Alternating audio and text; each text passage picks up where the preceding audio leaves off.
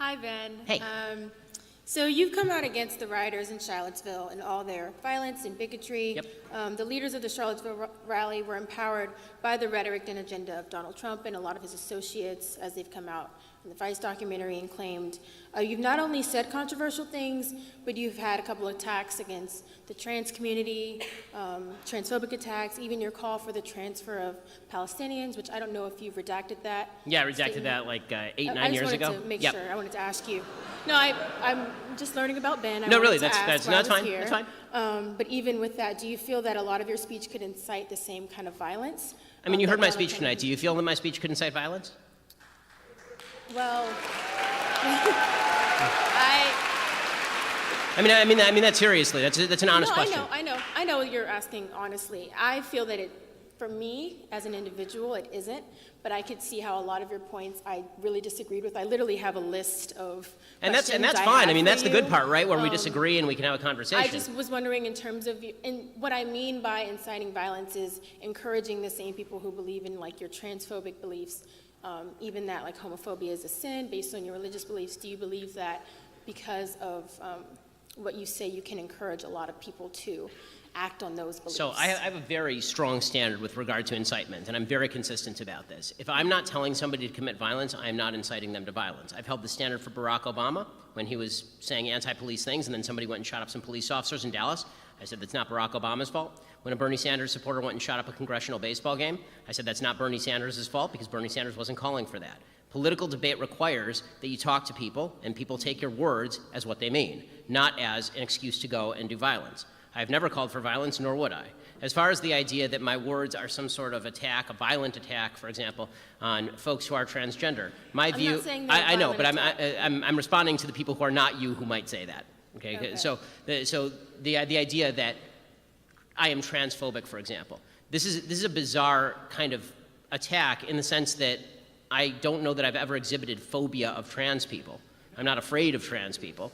Well, transphobia is more along the lines of prejudice against the trans. So I actually think that your first characterization was right. I think that transphobia is really disagreement with the basic principle that the trans community is trying to purvey, which is that people's sex is malleable, that people can move from male to female, and that it is my job, objectively, to now call them the name they wish to be called, and to teach my children that men can be women and women can be men. I fundamentally disagree with that point. Now, with that said, is everybody in the United States entitled to the same rights?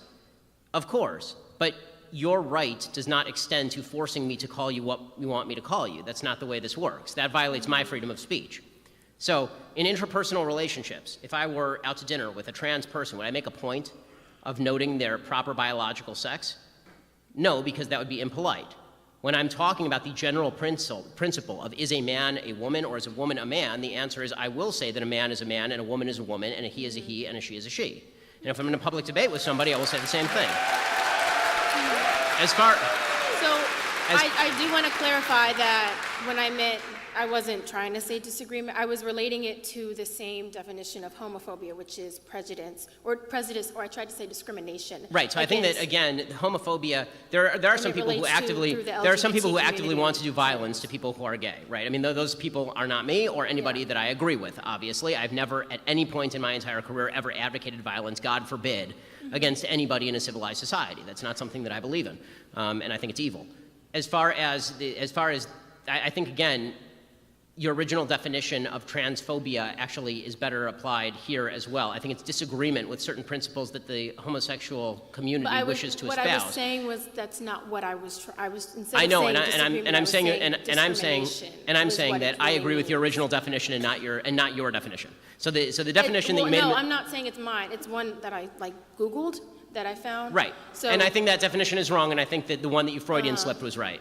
Is what I'm saying. So I'm saying based on the institution of, I don't want to say the institution of Google because that's an extremely general thing to say, but in terms of as soon as you search transphobia, homophobia, this is what comes up. Right, and I think— Do you feel like even though you're disagreeing with transphobia, with the trans community, which I believe we all have our own disagreements, I'm asking, do you feel that the fact that with your disagreement, you're inherently, through the institutions that have provided these definitions, discriminating against trans community, and thus encouraging other people Right. to So follow. I know here's it's a what. long question, but I right. had to That's fine. encapsulate a lot of So things. here's what I'm saying. I disagree with either their definition is wrong or it's overly broad in its application. Okay. So if the idea is that if I say a man is a man and a woman is a woman is inherently transphobic, that's not discrimination, that's disagreement.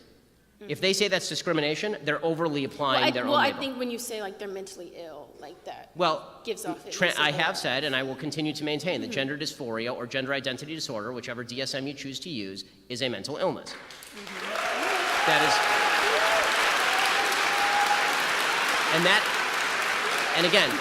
and again, God forbid that it should be said with any animus, because this is not said with animus. When people are suffering, these are clearly folks who are suffering. When people are suffering, you shouldn't be saying stuff with animus. I'm not saying that as a gotcha to people who are transgender. The point that I'm making is that when a society begins treating folks who have mental illness as though they are representing an objective reality, they are doing no service to the people who actually suffer from a mental illness. My grandfather suffered from schizophrenia, paranoid schizophrenia. He was institutionalized. If the doctors had said to him, Nate, you're fine. We believe that the radio is actually talking to you. That is not a service to him. That would have been terrible for him. Right? They put him in an institution. They gave him lithium, and it helped. Now, I'm not saying there's even a great solution for folks who have gender identity disorder or gender dysphoria, because the solutions that I've seen, including transgender surgery, are not intensely effective from all the studies that I've seen. It's a tragic, tragic situation. But the solution is not to redefine as a society what sex means along anti-biological lines. As far as the homophobia point, it's my own religious belief about the sinful nature of particular people's behavior should have no impact on how you act in a free country or how you think. It's a free country. Do what the hell you want. Right? There's religious ben, which is what I think is sinful, which is Jews who violate Sabbath, right? Jews who eat shellfish. Right? There's a lot of things that we think are sinful in Judaism. Right? And then there's the stuff where do what you want because it's a free country. I think people do a lot of sinful stuff all the time, and I'm not calling them on it. Right? I think the people who are living together outside of marriage are sinning according to my traditional religious beliefs. It's a free country. Do what you want. So when people say homophobia, I think what they are doing is saying you disagree with me. I've never called for violence, and not only that, I'm in favor of legalization of same-sex marriage in the sense I want the government completely out of marriage, right? I don't want the government in the marriage business at all. So it's very...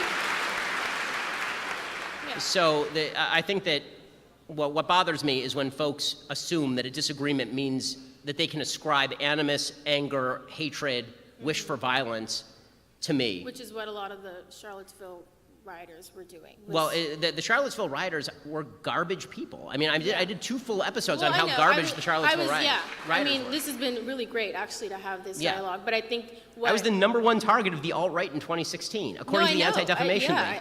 I looked you up. I know.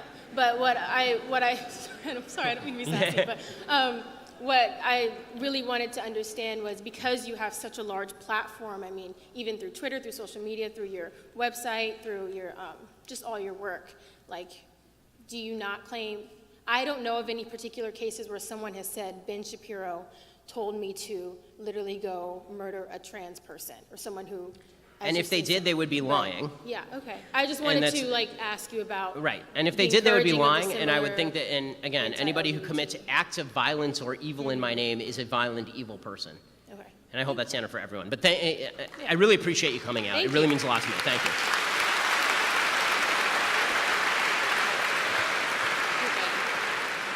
I'm sorry about it. These questions are great. Sorry for the long answers. The questions are really good tonight. Hello, Ben. Hey, how's it going?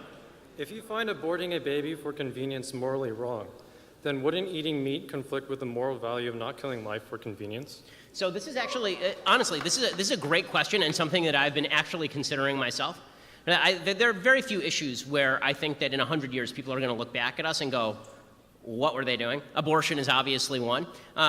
I've honestly considered the possibility of vegetarianism or veganism on these grounds. I really have. The only thing that prevents me from doing it really is that there are still nutritional benefits to be gained from eating meat that would be hard to duplicate in a vegetarian or vegan diet. But meat protein is useful. But that said, it's something I will say that I think someone could make me a convincing case. I think I could be convinced on it. Thanks. Yeah, can we do one more? Because that was short. Can we do one more?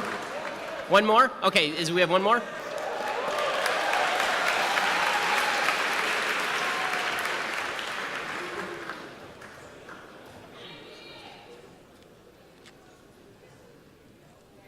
Alrighty, we'll pull him out from the, here he comes.